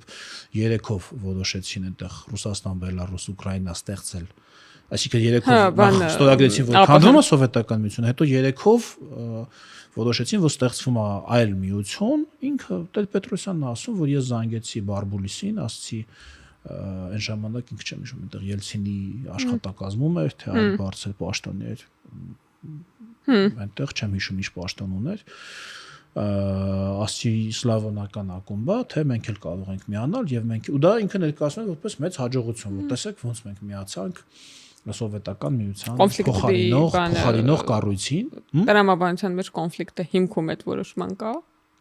Միանշանակ, դա ակնհայտ է։ Ընդհանրապես Հետո նաեւ Ադրբեջանն է գնացել միացել։ Ինքն էլ ուներ ես հիշեցնում որ հա էլի որ մենք մեր հետ կոնֆլիկտի մեջ չենք, իրանց հետ էի կոնֆլիկտի մեջ, այսինքն բա իրանք էլ ունեն այդ խնդիր, նույնը Մինսկի խմբի համանախագահության ստեղծումը, դա էլի հետ սովետական հարավային Կովկասում իրավիճակը ռազմավարական մակարդակում կառավարելու հարթակ էր, այդ էր, ինչը հիմա ինչ էլ ուզում ասեն, թող ասեն։ Այն ասում են պատմությունը կտա գնահատական, հա կտա գնահատական։ Պատմությունը կտա գնահատական, հա։ կտա հեսա կհրապարակվեն թղթերը ընդհանրապես պատմաբանների համար շատ մեծ դաշտ կբացվի հավաքվեն աշխատանքի Դե նայ Արման, ստացվում է որ մենք կոնֆլիկտը սպասարկելու համար այդ վերպետական կառույցներին միացել ենք ԱՊՀ, ԵԱՏՄ, ՀԱՊԿ, ինչ կա տեղ այդ ժանրից որ միացել ենք, բայց ի վերջո չի ստացվել սպասարկել կոնֆլիկտը ու նույնիսկ երբ որ խոսում ենք հնարավոր միութենական հանրապետության մասին որ ասում են դե ոնց որ մի քիչ մի ոտ էլ առաջ գնայք կարող է ստացվեր բանանել հա բայց տենց բան կա չէ տենց օթի մեջ տես թեմա կա որ կարող է մի քիչ ավելի բանամ լավ միանենք չի ստացվել որովհետև այդ կոնֆլիկտի կողմերը եւ այդ կոնֆլիկտի շահառուները եւ կողմերը եւ շահառուներից որոշները մի որոշակի պահի իրանց ռեսուրսները չհերիքեց եւ իրենք սկսեցին կոնֆլիկտը սպասարկել ոչ թե մեզ հավելյալ ռեսուրս տրամադրելով այլ մեզ որպես ռեսուրս օգտագործելով մեզ սկսեցին արդեն այդ փեչը գցել որպես վառելանյութ դες չի ես սկզբից ասացի չէ որ կան հաջողված օրինակներ կոնֆլիկտների սպասարկման եւ չհաջողված իմ այս անուններ չտամ պետությունները որ չնեղանան էլի բայց թե դու նորմալ ունես նորմալ այսինքն կոնֆլիկտը ուզում ես նորմալ սպասարկես նորմալ պիտի այդ կողմին էլ դու ռեսուրսավոր ես հա նորմալ ամեն ինչ տաս չէ շատերը հիմա ասում են ֆորպոստ բա ես իսկի նորմալ ֆորպոստի նման չեն մատակարարել ամեն ինչ այսինքն այդպես է լինում ֆորպոստը պետք է ամեն ինչով մատակարարվի սպառազինությամբ ամեն ինչով ֆորպոստին հաշիվ կներկայացնի իսկ դե օրինակ բանի ժամանակ ոնց որ մեզ էին հաշիվ ներկայացնում ժամանակին գույք պարքի դիմացով օրինակ Սովետի ժամանակ ասում որ Երևանը ամենաարագ եւ ամենատես լավ ենթակառուցվածքներով քաղաքներից է եղել Սովետի ժամանակից չենք խոսում ի տարբերություն օրինակ Ռուսաստանի բուն Ռուսաստանի տարածքում գտնվող շատ բնակավայրերի որովհետեւ ֆորպոստ է եղել պատկերացնում բանը իրանց սահմանային երկրի մայրաքաղաքն է եղել դա նախ որովհետեւ մենք մեր ժամանակվա ղեկավարները հանրապետության կարողանում են ռեսուրսներ բերել մի քիչ ուրիշ համակարգ է դա եւ այդ համակարգի մեջ հնարավոր էր որպես հանրապետություն դու ստանում էիր ավելին քան կստանայիր եթե օրինակ չլինեիր այդ համակարգի մեջ մոտավորապես հա մի այդպես ինչ որ առաջին հայացքից բայց սահմանագծի վրա է օրինակ Իրանի հետ Սովետը բան ունի, չէ, նպատակ ունի ընդարձակվել դեպի արևելք իր բանի գաղափարախոսության մեջ, դա լա ոնց որ դերակատարում ունենում էլի, որ սահմանի վրա գեղեցիկ, լավ բան ան։ Ես չեմ կարծում։ Ես լսել եմ էլի, դες պատում լսել եմ։ Փակ սահմանում ում համար գեղեցիկ ով էր գալու զարգացող իբր այն կողմ ով էր դա բանը չէր էլի, դա ասենք Բրատիսլավան չէր էլի, Ավստրիայի սահմանին, գետի ափին, որ այնտեղից գար սովետի պատկերացմամբ հետամնաց արևմուտքը իբր գալ նայեր զարգացող ասենք Բրատիսլավային եւ ավստրիացիները նախանձից մեռնեին ու հետ գնային իրանց չզարգացող ասենք Վիեննա հա օրինակի համար դա կամ մենք նման իրավիճակ չենք ունեցել այստեղ անցնենք առաջ Արման եւ Մինչև առաջ անցնելը նորից առաջարկենք, որ եթե խոսակցությունը հետաքրքիր է, բաժանորդագրվեն Civic-ի YouTube-յան էջին, լայքեն, բանավիճեն մեզ հետ, արձագանքեն մեր ասածներին, եթե ինչ-որ ավելացնելու բան կա, մենք սիրով կհետևենք եւ կարձագանքենք մեզ դիտողների արձագանքներին, մեկնաբանություններին, դիտարկումներին եւ կարող է նաեւ շատ օգտակար լինի, օրինակ այդ արծրատիպերի հարցը, որը կարող ենք չսպառեցինք, էլի ինչ որ տենց ակնկալիքների հարցով ինչ որ բաներ ասեն մեզ դիտողները, որոնք մենք չենք նկատել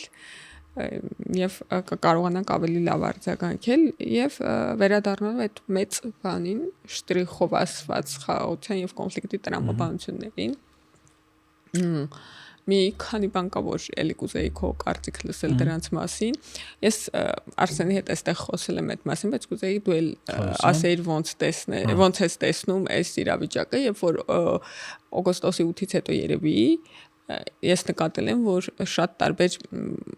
ընդդիմադիր ուժեր ունեն հետևյալ խոսույթը, որ իրանք նույնպես խաղաղության կողմնակից են, բայց ուրիշ ձևի խաղաղության կողմնակից եւ այդ ուրիշ ձևը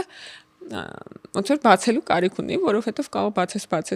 տեսնես տակը ուրիշ տրամաբանություն է, ոչ թե ուրիշ ձևի խաղաղություն ու կարող քաղաքացիների դեպքում տենց միանշանակ չլինի, հա, երկու հատ խաղաղություն վերցրել ենք, մենք մեր խաղաղությունով, իրանք իրենց խաղաղությունով, իրար հետես խաղաղություններով բանավիճում ենք ու ինձ համար շատ տիպիկ օրինակ էր, որ մեր փորձագետները հայաստանցի գնացին Ադրբեջան վերադարձան ու այս ուրիշ ձևի խաղաղության կողմնակիցները դες մի հատ մեծ արշավ սկսեցին իրաց դեմ անկախ նրանց բովանդակությունից բանից մնացած մասերը բաց եմ թողնում այլ որ որպես դավաճան պիտակեցին այդ երկխոսողներին ու ես այդպես շատ կոպիտ բնութագրումներ եմ տեսել որ գնացել են ուղղակի փաստը օրինակ առաջի օրը երբ որ դեռևս ոչ մի բովանդակային բան հայտնի չէր մենակ հայտնի էր որ Ադրբեջանն են մեկնել հայաստանցի փորձագետները դիմադիր հասարակական քաղաքական գործիչներ աններ չեմ ուզում այստեղ տամ կարիք չեմ տեսնում բայց բավականին ակտիվ եւ այդպես հանրային գործիչներ ոչ թե մեկնաբանություն գրող քաղաքացիներ ասում էին որ իրանք ոնց որ դե գնացել են իրանց տուն իրանց լավ կզգան ինչ որ բան էլի իբր բան անելու նեղացնելու իրանք ազգային ինքնությունն են կասկածի տակ դնում ասում են դե իրանք թուրք են եւ այլն իսկ նրանք որ եկել են Երևան նրանք էլ հայ են երևի բայց առաջ ադրբեջանցիներ էին չէ եկել Երևան Ես չեմ կարող մտնել իրանց տրամաբանության միջից խոսամ, բայց նայ, եթե իրանք օրինակ իրանք բան են, իրանք եթե գիժ-գիժ խոսում են, գիժ-գիժ խոսում են։ Հա, բայց գիժ-գիժ խոսում են, բայց գիժ-գիժ խոսալուն տրամաբանական, ես պիտի տրամաբանությունը հասկանամ, որ դրա մեջ կարողանամ ինչ-որ բան հակառակն ասել կամ գիժ խոսում են, այդ ասածները տենց շատ էմոցիոնալ են ու ռացիոնալիզացնելու կարիք կա։ Էմոցիայի մեջ էլ կարող լինի ինչ-որ տրամաբանություն, էմոցիան միշտ չի որ Դե առաջարկում միասին տրամաբանությունը հասկանանք։ Տրամաբանությունը իմ կարծիքով հետեւյալն է, որ տեղի է ունենում մի բան, որի որոշումը կայացվել է Հայաստանում։ Չէ, տրամաբանությունը հասկանանք այն մարդկանց, ովքեր ընդդիմախոսում են բանի։ Չի եկել դա դուր չի եկել։ Եթե այդ հանդիպումը լիներ մի որևէ երրորդ պետության տարածքում, հա ցանկալի կլինի իրանց ուզած երրորդ պետության տարածքում։ Դժվար թե դրան իրանք դեմ արտահայտվեն, քանի որ որոշումը կայացվել է Հայաստանում, իրանք չեն ուզում, որ որոշումը այստեղ կայացված լինի, կամ այն մարդիկ, այն ուժերը, ում աջակցությունը, որ իրանք ակնկալում են, նրանք չեն ուզում, որ որոշումը կայացվի Հայաստանում, էս է հարցը։ Հիմա որ լիներ ինչ-որ օրինակ երրորդ կողմի կազմակերպած միջոցառում, նույնիսկ Բաքվում խոսելու էին այդպես։ Եղել են տենց դեպքեր, բանի։ Ոչ միայն Եվրանես, նույնիսկ քաղաքացիական փոխայցելություններ են եղել բանից առաջ, հեղափոխությունից առաջ, ես տենց դեպքեր հիշում եմ, կոնկրետ մարդկանց եմ հիշում, որ կազմակերպվում էր այդ փոխայցելությունը ԵԱՀԿ Մինսկի խմբի Հովանու ներքո փոխայցելությունը։ Հա, չէ, ԵԱՀԿ Մինսկի խումբն է, բա ոնց կա, ԱՄՆ, Ֆրանսիա, Ռուսաստան, չէ։ Այդ օգոստոսի 8-ն էր, որ ասում եք, ինչ են տենց զգուշ խոսում։ Դե որտեվ ԱՄՆ-ի մաստորագրվել։ Հասկանում եք, չէ։ Այսինքն լուրջ դեպք է, էլի, ասած անլուրջ ոնց որ Հայաստանը։ Եկեք խմբագրենք։ Եկեք նայած առաջարկանենք իրանք բան մերժեն։ Խմբագրենք, գնանք բան։ Լսեք, դրանք այդ բան դա ասում եմ, էլի, դա այդ Իսրայել օրի բանն է, էլի արխետիպն է, այս վերջերս այս բառը շատ եմ օգտագործում, շատ եմ սկսել այս թեմայով մի քիչ բան, խորանալ, տենց, որտեվ ես այլ, քանի որ մի քիչ առաջ ասացի, որն է տրամաբանություն, դուք ասեք, դե չեմ հասկանում, ես էլ փորձեցի տրամաբանություն գտնել, բայց ես փորձում տրամաբանությունից դուրս գամ, բանում ենթագիտակցական կամ ոչ գիտակցական շերտերում գտնել մարդկանց խոսքերի ու գործողությունների բացատրությունը ու ես շատ բաներ գտնում եմ այդ արխետիպերի մեջ, որ բան Իսրայել օրի արխետիպ, օրինակ 19-րդ դարի դաշնակցության արխետիպը, 19-րդ դարի քաղաքական սեթինգի, հա այդ age of empire-ը, չէ, այդպես այսպես ասենք, age կայսրությունների դարաշրջանի է։ Նո, այդ բանն էլ կա, դա քաղաքագիտական տերմին է, բան էլ, համել մտածելակերպ է, էլի, այդ կայսրություններ, այդ մեծ շախմատային տախտակ, շախմատային խաղ, Բժեզինսկու բանը, սա գնաց, նա դրեց, նա վերցրեց, այնտեղ տերևը ընկավ, այնտեղ երկրաշարժ սկսեց դրա հետևանքով, այս բաները էլի։ Կոնսպիրացիա կա, Կոնսպիրացիա չէ, ամենևին։ Ուղղակի երբ որ պատմության մեջ ոնց է, երբ որ պատմության մեջ կան ինտեգրացիոն եւ դեզինտեգրացիոն փուլեր, հա, այսինքն աշխարհը ինքը պատկեր կծկվում է, բացվում է, կծկվում է, բացվում է, այսինքն օրինակ հռոմեական կայսրության ժամանակը գեր ինտեգրացիոն փուլեր, ամբողջ աշխարհում 2-3 երրորդն էլ մենք ենք էլի 3-4 թողնի 5 պետություն, հա, թողնի 5, հա, լրիվ այդ վիճակներ, հա, 4-5 պետություններ, ասենք, գեր ինտեգրացված վիճակ էր, գեր կենտրոնացված վիճակ էր։ Հետո եկավ այդ ֆեոդալական մասնատվածության շրջանը, չէ, ասենք, այնտեղ Գերմանիայում 50 պետություն Գերմանիայում ես մի խոսքով, հա, այսինքն սրանք այդպիսի պարադիգմաներ են,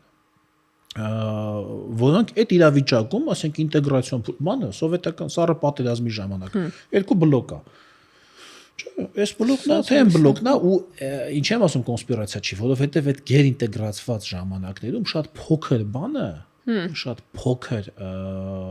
փոփոխականը կարող է շատ մեծ հետևանքներ ունենա։ Չէ, նույն, ասենք, չգիտեմ, առաջին համաշխարհային պատերազմը հիմա ֆրագմենտացված է։ Հիմա դեզինտեգրացման շրջանը ավելի շատ իմ գնահատմամբ։ Քո կարծիքով այս մտքերը, որոնց մասին խոսում է, էլի, այդ նրանից է, որ ուրիշ ժամանակի մեջից ուրիշ ժամանակի մասին է խոսում։ Այո, իրանք չեն կարողանում, իրանք մի մասամբ սովետական միության ազդեցության տակ, մասամբ 19-րդ դարի դաշնակցականության ազդեցության տակ երկուսն էլ բաներ, ինտեգրացիոն շրջաններ էին կենտրոնացված ուղղաձիգ պատմության, հա, արի սենց ասենք, ուղղաձիգ պատմության շրջաններ էին, ու իրանք չեն պատկերացնում։ Որ ուրիշ ձևի ժամանակ էլ կարա լինի։ Ոնց կարա ինքնուրույն որոշում մեկը կարա։ Ոնց կարա սենց, ու մենակ մեր մասին է տենց չեն ասում։ Նույնը կարող ասեն Ուկրաինայի մասին, նույնը կարող ասեն Վրաստանի, ամեն ինչի, ասենք, մեկը, չգիտեմ։ Հիմա նույնիսկ այս բանը, այս լրագրողը որ եկել էր, այս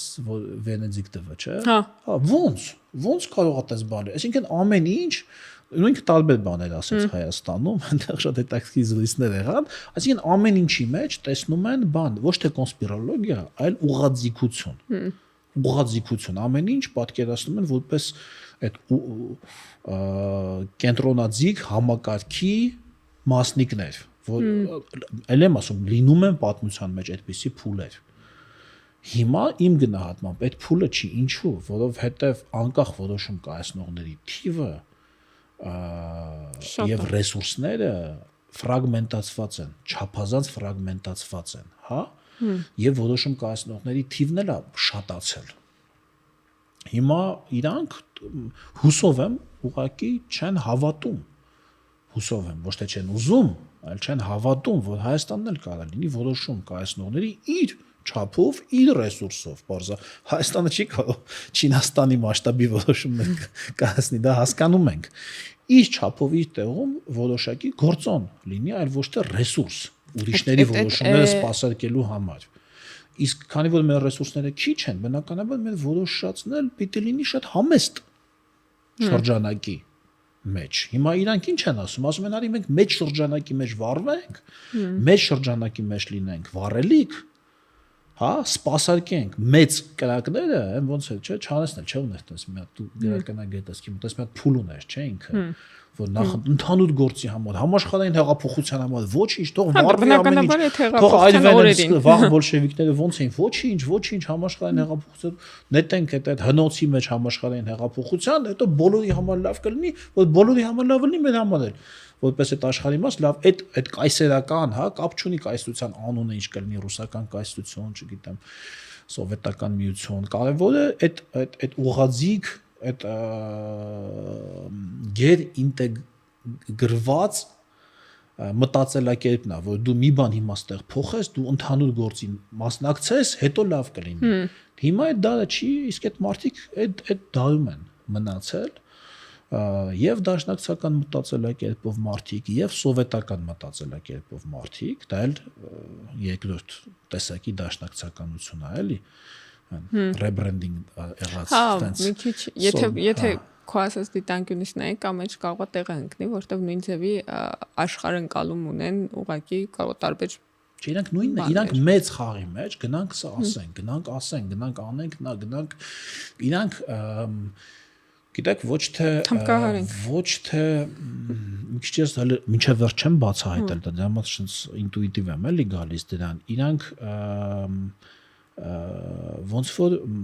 փորձում են իրանց կարծիքով իրանք կարող են գնալ ասենք մեծ ուժերի մոտ ինչ որ խնդրանքով ինչ որ դիմել բանով նամակով դիմել ասել եկեք մեր հարցը լուծեք որտեվ դա ձեր շահերից էլ ախր բխում է համոզենք իրենց ես շատ լավ հիշում եմ ես շատ շուտ կարդացել եմ Ռաֆայել Իշխանյանի երրորդ ուժի բացառման օրենքը ճիշտ եմ հիշում չէ գիրքը թե հոդվածը մի կներ մի երևի մի 20 էջ գիրքունը գիրքը ամբողջությամբ կարդա հոդվածների ժողովածուն է այդ շրջանի մի 20 էջ է երևի թե ու ես ձեզ ասեմ ես այն ժամանակ մի կլինեի երևի մի 22-23 տարեկան ու ես շատ դժվարությամբ էի դա հասկանում ես ինքս չէի որտեվ ես այդ միջավայրում էի այդ նեոդաշնակցականության այդ 2000-ականների նեոդաշնակցականության մթնոլորտն էր ու ես չէի հասկանում ոնց կարա ասում եմ ասենք ոնց բացառենք որ այն էլ չլինի այս մեծ ծովում մեր փոքր նավակը մենք ինչ անենք իմ մեջ այդ ուզում էի հասկանալ լավ վերջի առաջարկը որն է աչ են գնում թե ձախ են գնում բան հյուսիս են գնում թե հարավ են գնում վերջը բայց ինքն համոզիչ է այդ հոդվածը այնքան այնտեղ միգուցե իր նաև այդ առիթներած վերընթերցի ամբողջ այդ հոդվածաշարը որտեղ ինքը կներես էլ բանավիճող հիմնական կողմները դաշնակների հետ որոնք այդ ժամանակ այդ քննարկման մեջ էին ու այդ անկախացման փուլն է հա փլուզման կայսրության փուլն է ու հետո հետ փլուզման փուլն է Իշխանյանը անուններ չի տալիս, բայց օրինակ դրոշակը որ կարդում ես, իրանք անդադար Իշխանյանն են պատասխանում, որտեղ տեղի ամենաբանը տենց բանը ամբողջական կերպարը բանն է, էլի Իշխանյանն է գաղափարական կերպար։ Մեկ կարող Լևոնի բանի անունները տան, Վանոյի կամ Պարույր Հայրիկյանից թեթև տան, բայց այդպես հիմնական թեզերով բանավիճելու բանը, տեքստային բանը։ Իշխանյանը անունները չի տալիս, բայց այդտեղ մի հատ շատ հետաքրքիր բան կա, որ խոսում էր հիշեցի, ասում է Իշխանյանը անուններ չի տալիս, տենց ընդհանուր դաշնակցականության հետ բան է, արձագանքում, ասում է ինձ դաշնակցականները ասում են ոնց կարաս դու մեր հայրենասիրությանը կասկածես էլի չէ որ մենք մեր ամբողջ հայ ժողովրդի ազատագրական պայքարը մենք ենք առաջ մղել Սասունը, Վանը, Բիթլիսը, Էրզրումը, շատ հանգիստ կարող էր արդյունքների վրա եւ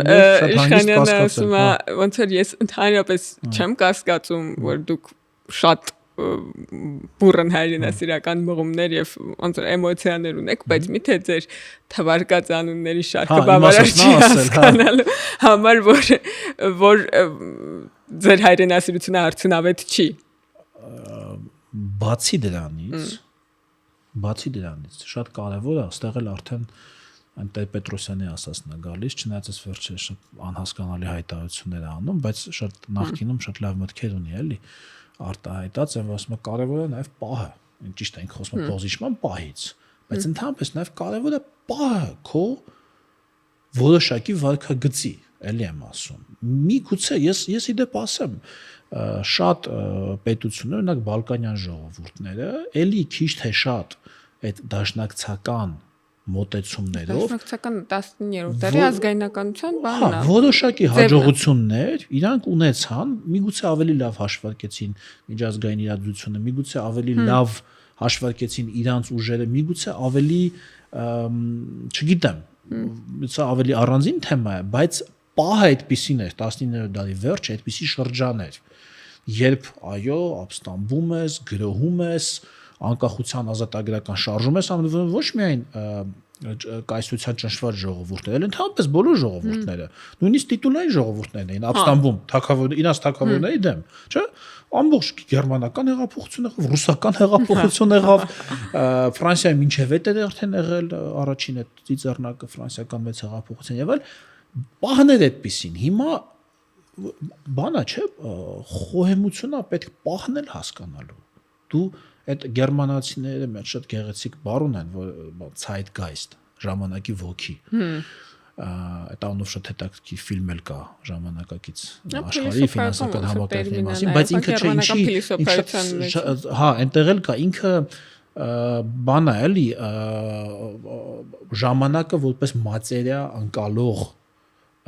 տերմին է, այսինքն ժամանակը ոչ թե ուղղակի պահերի հաջորդականությունն է, այսինքն անցավ 5 րոպե, այլ այն մասին է, որ ժամանակը ժամանակին հավասար չի, այսինքն 5 րոպե կա, որ ուրիշ է, ոչ միայն կա, ու ոչ միայն նրա համար, որ դու վաղը չես անելու նույնը, ինչ այսօր ես անում, այլ այն իմաստով, որ դու վաղը չես էլ կարող անել այն, ինչ այսօր կարող էիր անել, եւ հակառակ այսօր չես կարող անել այն, ինչ երեք օրինակ կարող էիր անել, որովհետեւ ամեն ինչն է ուրիշ, այլ կերպ ասած ժամանակն է ուրիշ կամ ժամանակներն են ուրիշ, այդ գործողությունների հա պատմության դիտանկյունից ժամանակը բան չի, համաչափ միավոր չի էլի։ Հա, համաչափ միավոր չի, այո, համաչափ միավոր չի, կան ժամանակի խտացումներ, նոստացումներ, կա օրինակ մենք բան ունենք էլի գրականության մեջ բան գայթակղությունս անդադ մեծ է քեզ հետ խոսելիս ինչ որ բաների գրական հղումների տալ, օրինակ Վարդանի Գրիգորյան պատմավեպեր հեղինակող հեղինակա իր համոզմունքային է ու իր վեպերի մեջ ինքը անդադ է բանանում առաջ քաշում, որ ժամանակներն են ծնում մարդկանց, ոնց որ անկախ նրանից, ժամանակի արդյունք են, ոչ թե ժամանակներն են ծնում, այլ այսինքն կան ժամանակներ, որ ինչ գործողություն էլ անես, ոնց որ ավելի արդյունավետ չես կարա լինես, կարա լինես պակաս, ոնց որ ժամանակի բան է։ Նապոլեոնը 13-րդ դարում ծնվեց։ Հա, այդ համոզմունքը 13-րդ, հա, կարող է առնվազն հարցադրում ունի, օրինակ բանի Տգայլ Վահանի ժամանակը ինքը որ Դար Կորեսյան է անվանում, հենց վերնագիրն է վեպի, ասում է, ինքը մոտավորապես ասում է, որ ինքը ամեն ջանք գործադրում է այդ Կորեսյանը չհանգելու համար, բայց դարն էր այդպեսին ու ընդհանրապես այդ բաների էլի այդ տարբեր պատմական հերոսների մասին խոսելիս տենց բանն է, այս շատ հետաքրքիր հեղինակ է, ես կառաջարկեմ կարդալ նաև բանի քաղաքական դիտանկյունից իր 3 պատմավեպերը։ Հիմա իրանք արհամարում են ժամանակները, այդ ուժերը, եւ սովետական մտածելակերպ ունեցող մարդիկ, եւ դաշնակցական մտածելակերպ ունեցող մարդիկ, բայց տարբեր պատճառներով։ Թեև տարբեր պատճառներով սովետական մտածելակերպ ունեցող մարդիկ, որտեղ իրանք պատկերացնում են, թե իրանք են ժամանակաստեղծը։ Հա։ Իրանք են ժամանակ ստեղծողը, ոնց որ վաղ սովետական իդեոլոգներն էին մտածում։ Իրանք են ստեղծում ժամանակը, ոնց կասեն, այդտեղ ժամանակ էլ կլինի։ Կասեն ինդուստրիալիզացիայի ժամանակը, վերջ ինդուստրիալիզացիայի իրանք են ռիթմը աշխարհի ու ինչ որտեղ այդպես էր այն ժամանակ, այո, վաղ սովետական այդ փոխազդում են, հա, շրջանը այդպես էր, որտեղ այնքան հզոր ուժ էր, որ ինքը կարող էր ժամանակ ստեղծել իր գրավիտացիայով, ինքը կարող էր, չէ, գրավիտացիան ժամանակն է, չէ, ճկում, ինչքան գիտեմ ֆիզիկա, դա էլ հետաքրքիր բան էլի, իսկ դաշնակցականությունը հակառակ ուղղությամբ, որտեղ իրենք առհամարում են, կամ պայքարում են ժամանակի դեմ, կամ առհամարում են ժամանակը։ Այսինքն երկու դեպքում էլ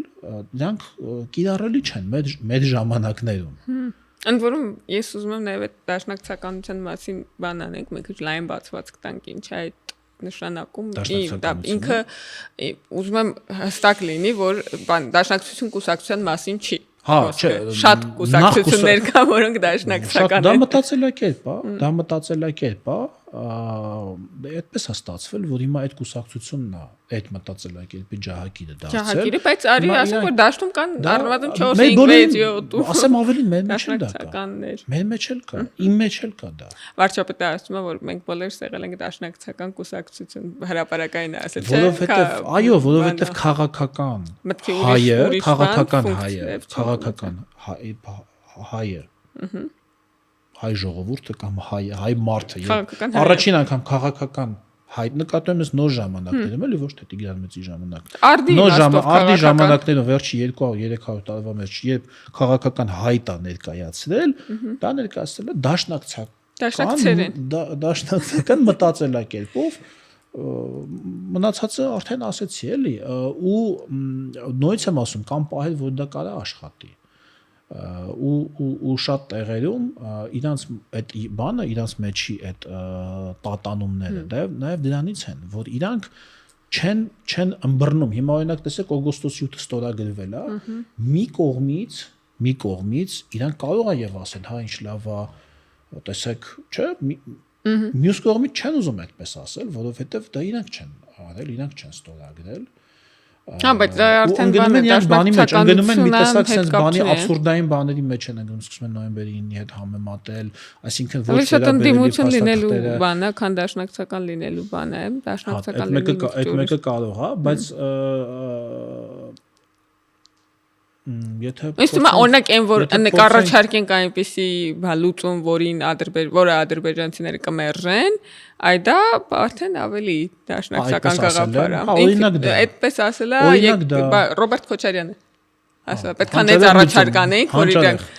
մենք պետք է այնքան մեծացնենք բաները, դրույքները, այդ բանի Թրամփի ուղղով,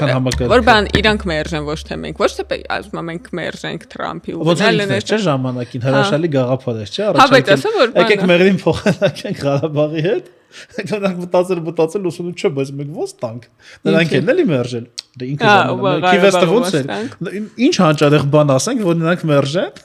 բայց մենք իբր նախագահողների աչքում չլինենք բան, ապա կառուցողական։ Այդ մեղրին Ղարաբաղի հետ փոխանակելու պատմությունը ինձ թվում է ամենատիպիկն է։ Ես կուզեի կենթանի խոսել, հա, այն մարդկանց հետ ովքեր ասում են, բան Ղարաբաղը ոնց որ այն ժամանակ մերն էր, բան, որ մերն էր ինչի, օրինակ, բան չենք, օրինակ ինչի։ Խոսքի Ղարաբաղը Նախիջևանի հետ չենք փոխանակում, այլ մեղրու։ Դա այտենց որ ասում են չէ, բա թղթերով, ասում ես, հա, բա թղթերով։ Դա բան է գալիս էլի միանգամից, բայց նաև ուրիշ բաներ ունի, դաշնակցականությունը մի հատ ուրիշ էլեմենտ ունի իր մեջ, չստացվելի հավաքվել բամբասում ենք, որտեղ սա բոլորիս է վերաբերում, դա ոչ նախկին Արման Եղոյանին էլ է վերաբերում։ Չէ, հիմա էլ կա, էլի մի քիչ մնացել է հələ։ Հայ, դա ես տեսնում եմ վաղվա օրը պարտքով վերցնեն։ Ընդ որում տոկոսներով, որ դու չես կարող սպասարկել, են ոչ խելամիտ վարկերն են դրանք, քաղաքական վարկերը։ Վաղվա օրը սպառել։ Այսօրվա օրվա քո սպասարկման համար։ Այսինքն այդ ոչ խելամիտ։ Տեսեք, հիմա ասում եմ տեսեք նույն ժամանակ ձգենք։ Ժամանակ ձգել ի՞նչ է նշանակում։ Նշանակում է վաղվա օրը ջնջել, ժամանակ ձգելը վաղվա օրը դու հանում ես, այն որ պիտի վաղ ունենայիր, ժամանակ կորցնել է, բայց ինձ կարծիքով ժամանակ շահել։ Այսինքն ժամանակ ձգելը ինքը չեզոք է, բայց նայած ինչ է տեղի ունենում, էլի այդ ժամանակի մեջ ես դնում քո վերցրածը եւ ինչ տոկոսով ես վերցնում։ Ունեին այդ ժամանակը իրանք ունեին եւ ինչի են իրանք հասել։ Ունեին, չէ՞, քանի դաշնակցությունը որպես եւ կուսակցություն եւ որպես կուսակցություն մի 13-14 տարի է եղել իշխանություն, որպես գաղափարախոսություն մի 20 տարի է եղել, չէ, դա Պետրոսյանի ժամանակ մի քիչ տենց այդքան բան չէր, մեր ժամանակ էլի սկզբում տենց կար։ Հա, այսինքն մի 20 տարի դա գերիշխել է, այսինքն ինչի է հասել այդ 20 տարիների, ինչի են հասել։ Ժամանակ են ձգել, շահել, կորցրել, ժամանակ են կորցրել, ժամանակ են ձգել։ Որովհետև իրանք պլան չեն ունեցել, թե վաղը ոնց է լինելու ավելի լավ։ Հիմա էլ են դա ասում։ Ասում են դու չգիտես վաղը ինչ կլինի։ Ինչ ասես կարա լինի։ Ինչ ասես, պատկերացնում եք, այսինքն պատկերացնում եք անպատասխանատվության աստիճանը։ Անպատասխանատվության աստիճանը դուք պատկերացնում եք, ոչ թե այս հաշվարկը ունեմ։ Հիմա գալիս է ենթադրենք այսպես մի հատ տնտեսական ճգնաժամը, նավթի գինը ընկնելու է, հասնելու է այսքանին, սրա հետևանքով նավթի դերը քաղաքականության մեջ դառնաց օրինակ էլի օրինակ են բերում լինելու է այսպես այն ժամանակ երբ որ կառուցում էին այս բան ունի չէ այդ հավերժական թեզ կա թալիշները կապ ստանբեն հա դա չէ օրինակ հա բայց ժամանակին երբ որ կառուցվում էր Բաքու-Թբիլիսի ջեյհանը հա դա էդ ինչ էականա Բաքու-Թբիլիսի ոչինչ թող կա հետո կառուցում էին Կարս Թբիլիսի չէ երկաթգիծը դե մեկը այդ 50%-ից ավել չի բանանելու, այդ մեկը այնի չի լինելու, մեկը ես այն ժամանակվա մամուլը լավ հիշում եմ, էլի, դե այնի չի լինի, ես նստած փնփնթան բաների նման նվնվան ու բան, էլի, այդ Կիկոսի մահի այդ մեջի հերոսների նման, դե այն էլ չի լինի, մենք մեր ժամանակը գրկել էին այն ժամանակը, ասենց պինդ պահել էին իրանց նրանց ժամանակն էլ դե թող գնա ինչ իրականում այդ հիմա էլ են ուզում դուրս թողնել այս բանը այդ իրականում այդ մասին նորը գրել էի լսի այդ մի հատ տես մտածողության ձև կա որը Տերյանը շատ խտացված գրում է ասում է դե ասորիկն է եղել մեր թշնամին ահա ու այդ Բաբելոնն է եղել եւ չկա քարի վրա եւ այլն ու այդ հանգեցրել այն եզրակացությանը միջու երկրների մեջ չարենցը շատ տիպիկ բան անում էլի հեգնում է որ եթե Բաբելոնը եղել է մեր Ախոյանը եւ հիմա նա չկա հետեւաբար հիմա ով որ մեր Ախոյանն է ինքը հետո չի լինի պատկերացրի ժամանակը գրկենք նստեք ինչեւ կանցնի այդ 1000 տարի այնինչ պիտի որ հակառակ հետեւության բերել որ եթե նրանք արդեն չկան եթե նրանք հզոր են եղել նրանք քեզանից ավելի հին է հա ու պրիտոմ ավելի հին էին քեզանից Բաբելոնները ու դու ոնց որ իրանց մայրամուտում ես իրանց հանդիպել արդեն նրանց մայրամուտն է երբ որ մենք նրանց հանդիպել ենք ու այդ մարդը որ պատմական թատերաբեմում օքեյ նրանք գնացին ու մեր ժամանակակից մեր այդ մեր նման հին ազգերից հիմա որ նայում ենք տենց էլի այս ոնց որ շատերը չկան արդեն այդ փոխանակ գուդգուդեն sense պաշտպանեն sense բանի մեջ բամբակի մեջ մեզ դնեն ասեն զգուշ լինենք էլի ամեն դեպքում մեծ այքով ազգենք էլի մի բան չլինի ասում են հա պատկերացնում եք չէ ասենք ոնց եմ այդ հայ ռուս լրագրողների հարցազրույցը հայտնի որ կա այդ բան ռուս լրագրողին հայ լրագրող ասում է ձեր կարծիքով Հայաստանը ապագա ունի ասում է ասում է էջմիածինը կլինի Կայսրությունները կգան կգնան էջմիածինը կլինի այ էդ էլ դու ուրիշ ձև էիր գրել դու մեկնաբանել մշակութային ինքնավարության մասին է պատմում ասում է կլինի էլի հա քո ձեր մշակույթը կմնա կայսրությունները կգան կգնան դուք կմնաք դա շատ կարևոր հարց է ու քանի առիթ կա այդ ուզեմ խոսամ այդ մասին ես կուզենայի խոսել այդ գորոզամիտ տափակ պորոտախոս մի տեսակ sense խոսույթ կա որ հայերը բան այսինչ երկրում հայը այսինչ հորինեց այնինչ երկրում դոլարի կանաչ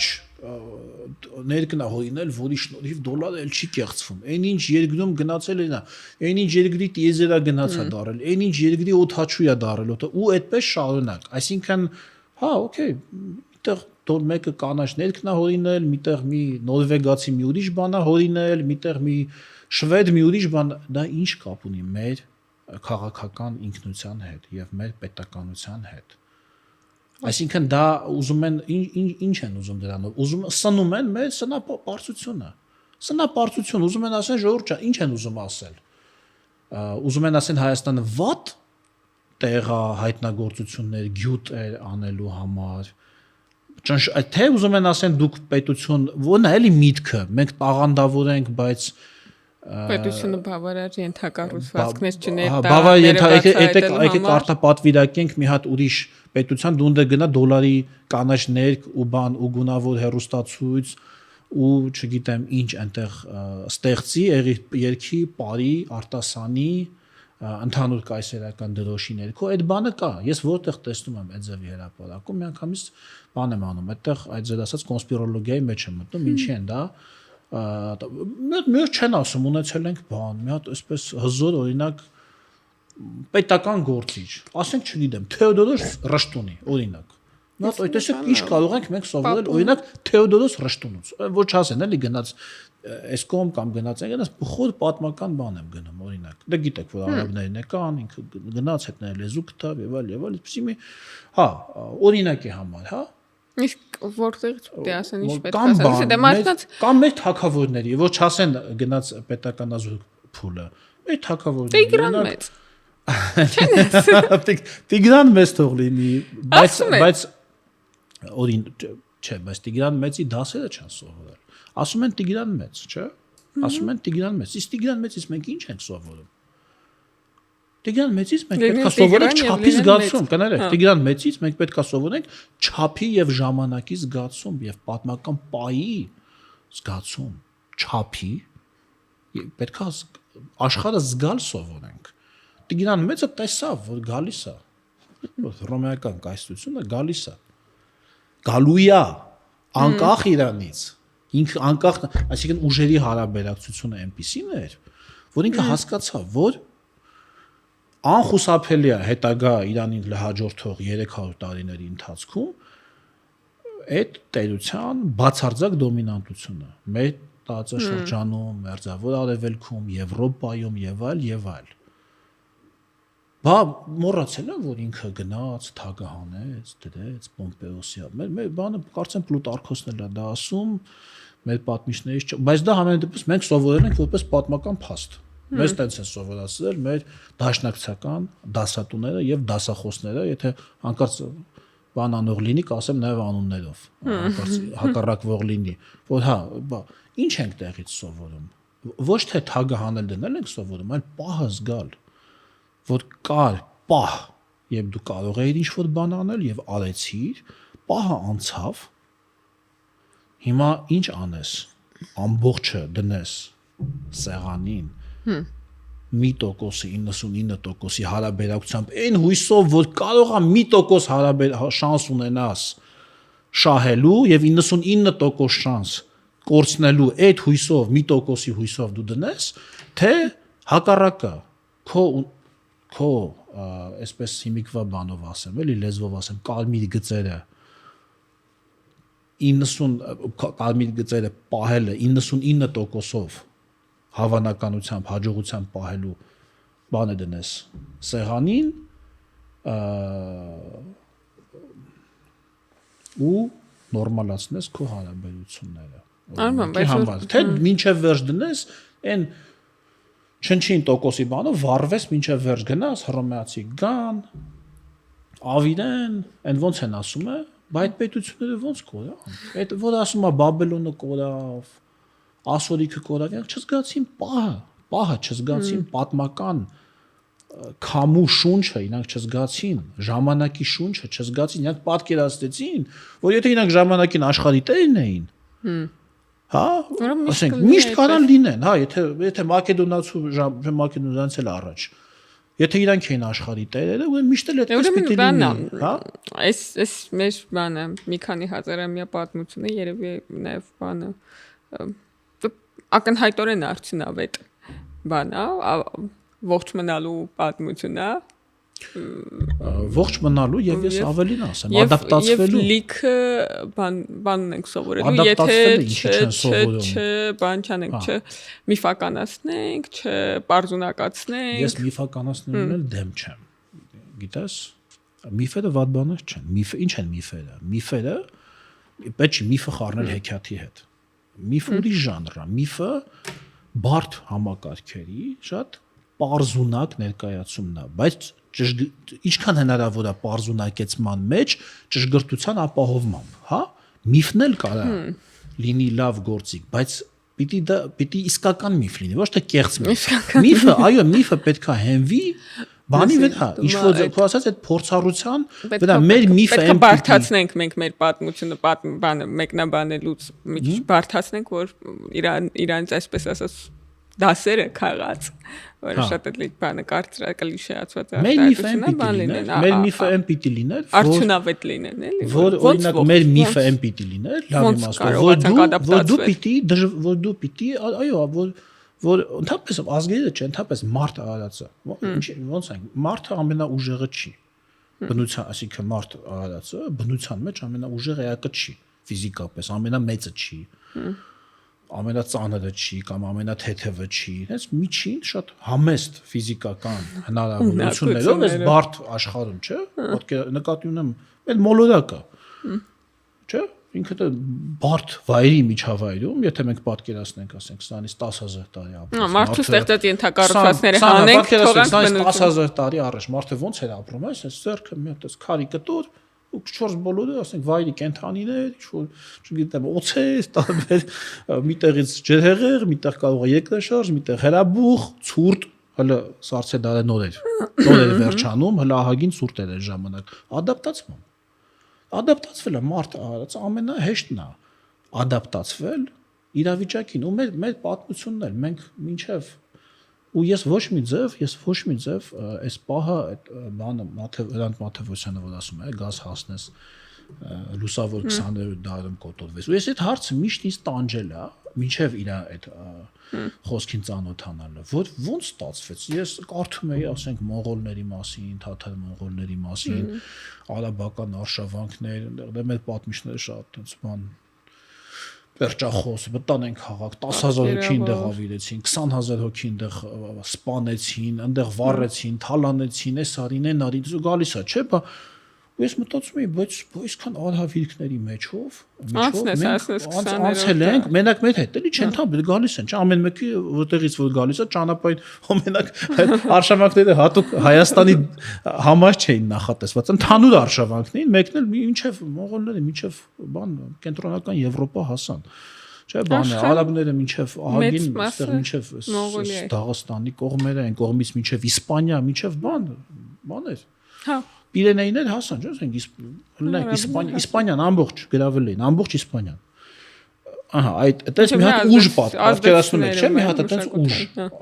այդ մասշտաբը այդ ուժի։ Ու մենք կարողացանք տենց օքեյ, Արմինա ոնց է կոչվում, արքայություն, փոխարքայություն, թե բանի արաբական խալիֆայության մեջ, ասես մի քիչ լեզու գտնել, մի քիչ նեղանել, մի քիչ տեղանել, մի քիչ հասկանալ պահը զգալ, որտեղ Իրանը եթե գրավեցին, արաբները, չէ՞, այսինքն դու պետք է հասկանաս, չէ՞, որ ինչ ուժ է գալիս։ Պիտի իրանք այդ նույն մեր դաշնակցական ընկերները, իրանց մասնավոր կյանքում դա հասկանում են, չէ՞ միշտ, միջանձնային հարաբերություններում, իրենցից շենքում, իրենցից ուժեղ հարևանի հետ խոսելիս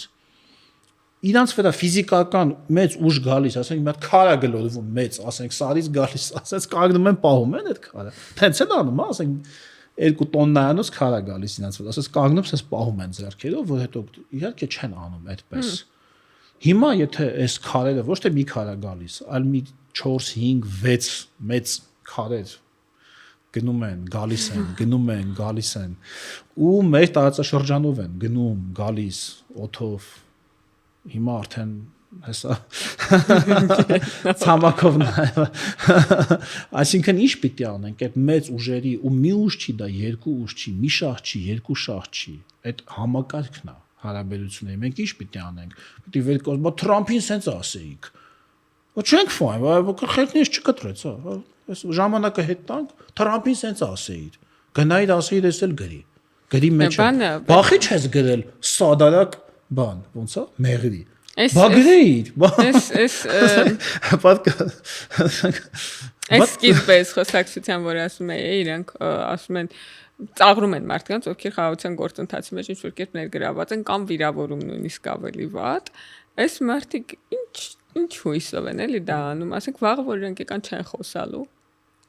ուր եկան ասենք իշխանության չեն խոսալու հա ասեն ինչ մենք էլ ոչ մեկ էլ չենք խոսելու Ինձ թվում է տապալելու են։ Տենց բան։ Ու իրանք ասում են դե մերը ուրիշ ձևի խաղաղություն է։ Մերը սաբոտաժով խաղաղություն։ Իրանք ասում են, իրանցը ապագայից պարտքով վերցած խաղաղություն է։ Իրանցը ասում են, որ ինչ ձևի խաղաղություն է։ Տենց առաջարկանել հնարավոր է համար։ Ոչ թե ներկա ուժերի բալանսի վրա հենված։ Իսկ արժանապատիվ խաղաղությունը տապալված խաղաղությունն է, արժանապատիվ խաղաղությունը տապալված խաղաղությունն է։ Ասում են թե մեր արժանապատիվ խաղաղություն։ Ես չգիտեմ իրանք դա ինչ նկատի ունեն, բայց ես գիտեմ թե իրանք ինչ են արել։ Պարտք են վերցել ապագայից։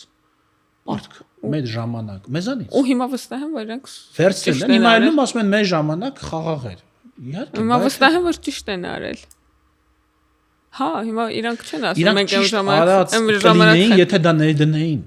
Բայց հիմա իրանք չեն ասում, որ այն ժամանակ մենք այս ինչ հարցերում սխալ ենք եղել, դրա համար այսուհետ էլ այսպես չենք անի։ Ասում են, որ մենք ճիշտ ենք արել, չենք խոսացել, ուժեղի դիրքերից ենք խոսացել, սրանից հետո էլ կամ չենք խոսալու կամ ոնց է դու գնում ասում ես իմ երկրի ինքնիշխան տարածքը փոխեմ քո երկրի ինքնիշխան տարածքի հետ, տեղի ուժեղի դիրքը որն է։ Դե դու ես ուժեղի դիրքը, դե դա չէ ասվում, միտքը դա չէ։ Իմ երկրի ինքնիշխան տարածքը փոխեմ քո երկրի, դա այլ բան չկա։ Քեզ ես տամ իմը, դու ինձ տուր քոնը, դա ուժեղի դիրքը ո՞րն է, դա հավասար խոսակցություն է, ստացվում առնվազն։ Ուժեղի դիրքը ո՞րն է, դու ինչ-որ բան ես առաջարկում քո ունեցածից։ Չգիտեմ։ Տոների մեջ է գուցե լավ արման։ Բայց մենք դրական նոտայով էլի ավարտենք։ Արի դրական նոտայով, եթե ինչ-որ դրական բանն ես ասում։ Չէ, ես մտածի կարող է ինչ-որ հարց։ Իրական մեզ հատկացված ժամանակը սպառվել է։ Ու հույսն եմ էլի առիթ կունենանք խոսակցություն շարունակել։ Դրականն է նա որ խաղաղության գործընթացը շարունակում է։ Ես Իրական հարցեր ունեի, որ կուզենայի քեզ տայի, ուղղակի ոնց որ ուրիշ կողմերի վրա խոսակցությունները գնաց, հիմա չեմ մյուս անգամ առիթ կլինի կա հարցնեմ, բայց չեմ հետո բանջի եթերից հետո չեմ ասել, կսպասեմ մյուս հանդիպմանը, որ ամել քեզ էլ բան լինի անակնկալ։ Որ իմ ռեակցիան աուտենտիկ լինի։ Հա,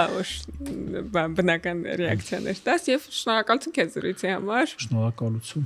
հուսով եմ քեզ հետաքրքիր եւ հուսով եմ մեզ լսողներն էլ հետաքրքիր կլինի։ Ընդհանրապես այս ոդքասթային ձևաչափում, ոչ միայն այստեղ, այլ ընդհանրապես հուսով եմ հետաքրքիր է ստացվել։ Եթե չէ, բաժանորդագրվեք եւ գրեք կոմենտներում ինչը լավ չի ստացվել։ Ինչը հետաքրքիր չի ստացվել Արմանի ասածների մեջ։ Որտեղը վիճելի կետերը, բայց տրամաբանական բաներ կգրեք, ոչ թե ուղղակի լսած կրկնած տրամաբանական, փաստահեն եւ տրամաբանական եւ ոչ քարոզչական։ Շնորհակալություն։